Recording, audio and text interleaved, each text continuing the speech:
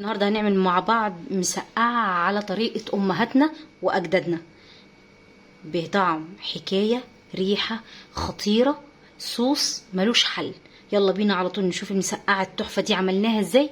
يلا بينا. عشان نعمل المسقعة بتاعتنا النهاردة محتاجين 2 بتنجانة من اللي هو الرومي اللي هو بيبقى مكبب، غسلها كويس ومقطعاها مكعبات، وحطلها معلقة صغيرة من الملح، وسبتها حوالي 5 دقايق تنزل المية بتاعتها. تمام بالشكل ده. البتنجان لما بينزل المية اللي هو بتكون فيه ما بياخدش كمية زيت معاه.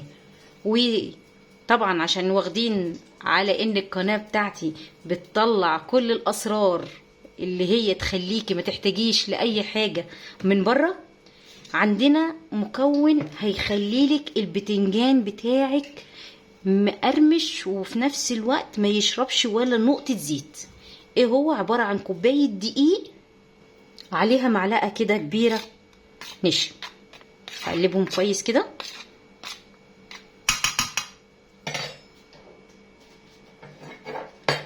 هننزل البتنجان كده ونعمله زي ما بنعمل السمك، هنغلفه كويس جدا بالدقيق. الحركة دي هتخلي لك البتنجان بتاعك مفهوش ولا نقطة زيت. تمام. وزي ما اتفقنا تقطيعة البتنجان راجعة لذوق حضرتك. اتفقنا. هنعمل كمية البتنجان كلها. تمام. وهرجع لكم بعد كده. ده شكل البتنجان بتاعي بعد ما غلفته بالدقيق والنشا. ماشي. ويا ريت ناخد بالنا لحبايبنا المبتدئين ان البتنجان واخد كمية الملح بتاعته. تمام. بص حبايبي، انا هنا مقطعه حوالي 5 حبايات بطاطس او حسب كميه عدد افرادك. مقطعاهم مكعبات زي ما انت شايفه كده. انا هقطع كل المكونات المسقعه مكعبات، انت عايز تعمليها صوابع براحتك. مقطعاها مكعبات كده وغسلتها كويس وصفيتها من الميه ونزلتها في الزيت. هحمرها يعني هقليها نص قليه. تمام. وهطلعها من الزيت واوريكم شكلها. عايزه اقول لكم ليه انا ما قلتش البتنجان الاول. احنا لازم طالما حاطين زيت من الازازه لازم نقلي البطاطس الاول، عشان البتنجان بينزل عندنا لون في الزيت. فلو انا قليت البتنجان الاول وبعد كده حطيت البطاطس بعده تتقلي، البطاطس هتاخد لون غامق، مش هيبقى لونها اصفر زي ما احنا متعودين عليه. تمام. فانا دلوقتي بقلي البطاطس الاول وبعد كده هنزل البتنجان في الزيت. ودي شكل البطاطس عندي بعد ما اتقلت، مش هدوس عليها اكتر من كده، هطلعها. ودي شكل البطاطس عندي بعد ما قلتها. تمام. هرشها رشة ملح كده خفيفة، ونعمل حسابنا في الملح اللي هيبقى في الصلصة. تمام. هقلبها كده بالشكل ده، وهركنها على جنب لحد ما نكمل بقية وصفاتنا. بعد كده عندنا البتنجان اللي احنا عملناه في الدقيق ونشا. تمام كده. هرجع اغلفه تاني بالدقيق، وكل ما تغلفيه كويس بالدقيق بيتحمر معاكي. طبعا انا وريتكم البتنجان تتبيلته ازاي في الدقيق. بعد كده نزلته في الزيت وما بقدرش اقلب عشان ما اشيلش الكفر اللي عليه غير لما يديني لون احمر. تمام. مش اصفر، لا احمر حلو كده. البتنجان بتاعي بعد ما قلبته بصوا جمال اللون خطير. عايزه اقول لكم ان البتنجانه معايا نفخت من الخلطه اللي انا حطاها لها دي حكايه. بصي لو تاخدي بالك ان الزيت عندك هنا لونه فاتح من النشا والدقيق اللي انا حطاه، ان البتنجان بسبب ان انا حطيت له ملح ونزل ميته وغلفته بالدقيق فما نزلش الميه السوداء بتاعته. تمام.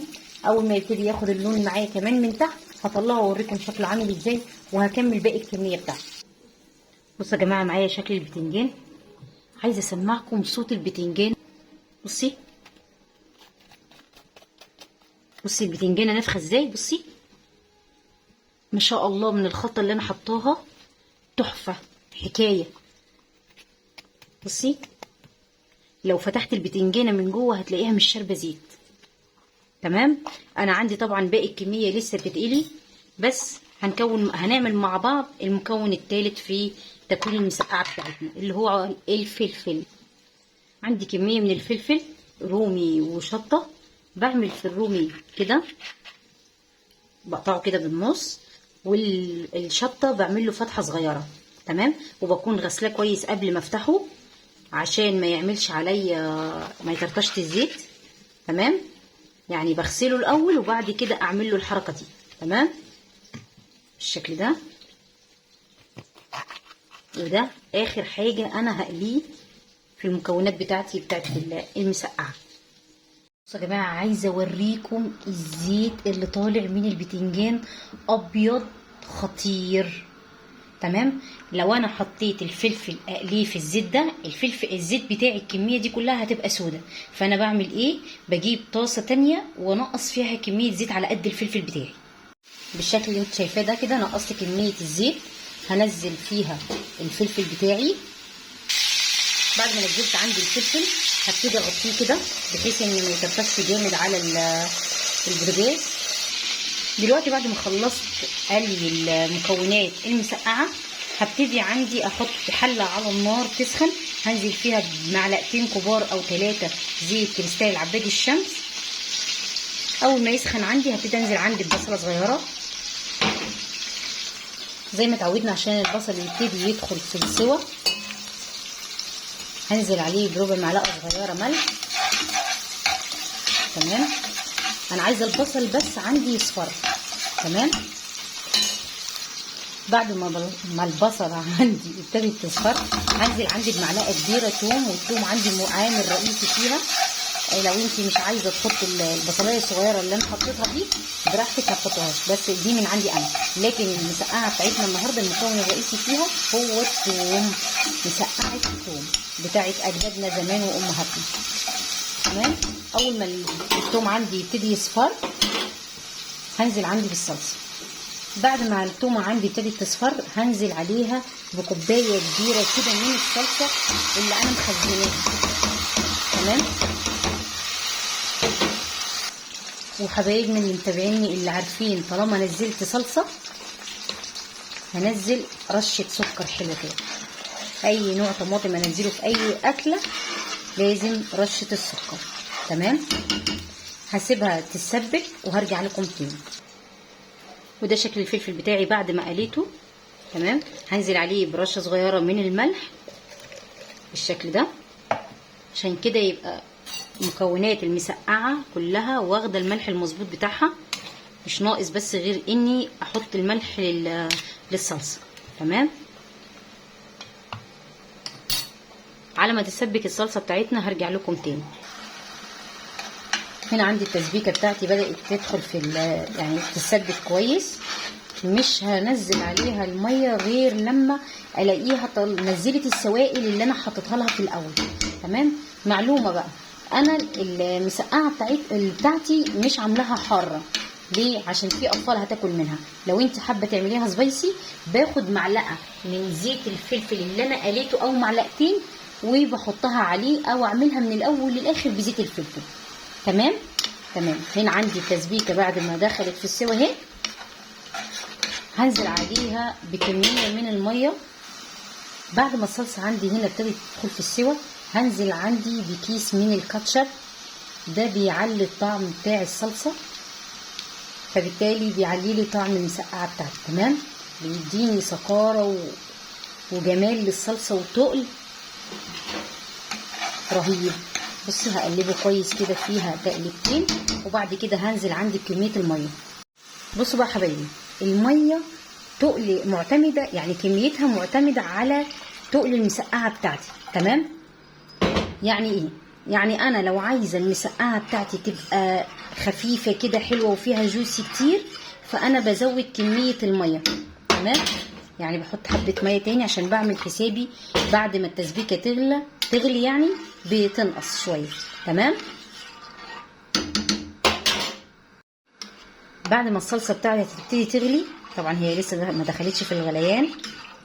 لو انا في بقى تكه من عندي انا بس هي مش موجوده عندي دلوقتي، اللي هي عباره عن ايه؟ اللي هي عباره عن معلقه نشا صغيره بدوبها في حبه ميه صغيرين واحطها على الصوص بتاع المسقعه بتاعتي، فبيخليها لي ايه؟ جوسي وكريمي. الصوص بيبقى كريمي غير ما انه يبقى سايب كده. تمام. بس طبعا عشان ما عنديش فالمرات الجايه ان شاء الله هعملها لكم بيها. هنستناها تغلي ونرجع لكم تاني. دي شكل الصلصه عندي بعد ما ابتدت تدخل في الغليان. هنزل عليها الملح بتاعها المظبوط نزلت عليها بربع معلقه ملح وهشوف محتاجه تاني ولا لا. تمام. هنزل عليها بمعلقه صغيره كده كمون بكزبره ناشفه مطحونين. تمام. محتاجه تاني حبه ملح، والملح طبعا تبع ذوق حضرتك بالشكل ده.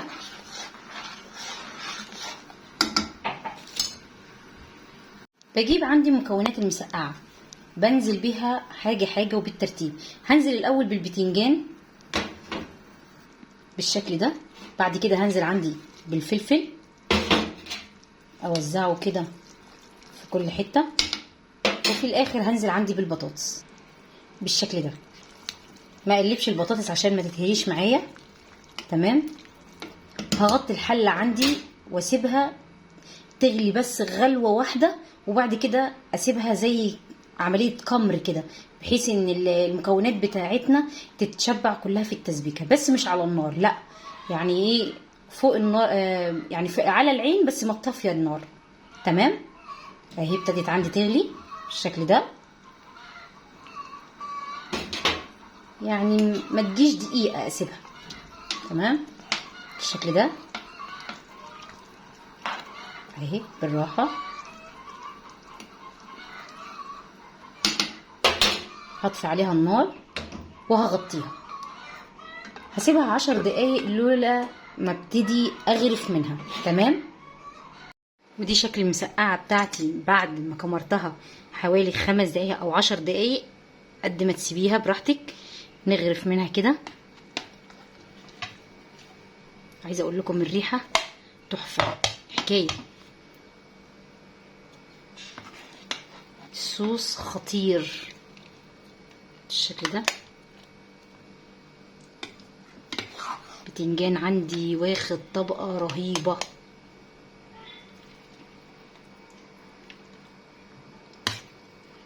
بالشكل ده. بطاطس عندي مستويه تسويه كامله ومش مهريه. ودي شكل المسقعه بتاعتنا بعد ما غرفناها. طعم وريحه حكايه، قوام تحفه، صوص خطير. جربيها على طريقتي، ولو عجبك الفيديو ما تنسيناش في اللايك والشير والسبسكرايب وتفعلي الجرس وتشتركي في القناه. الف هنا وشفا، دمتم في حفظ الله، والسلام عليكم ورحمه الله وبركاته.